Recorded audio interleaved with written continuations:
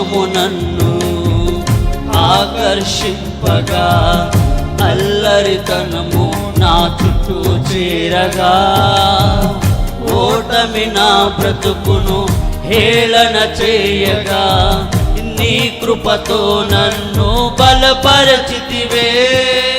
ఇంతగా నన్ను హెచ్చించుటకు ఏ పాటి వాడను యేసయ్యా.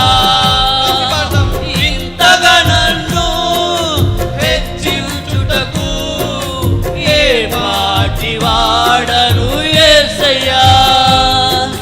నీ కృపకు ఎల్లప్పుడు కృతజ్ఞుడను, నీ కృపకు ఎల్లప్పుడు కృతజ్ఞుడను.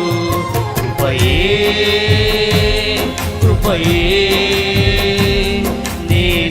నేనేమయ్యున్నానో నీ కృపయే, కృపయే నే బ్రతికి ఉన్నానంటే కృపయే.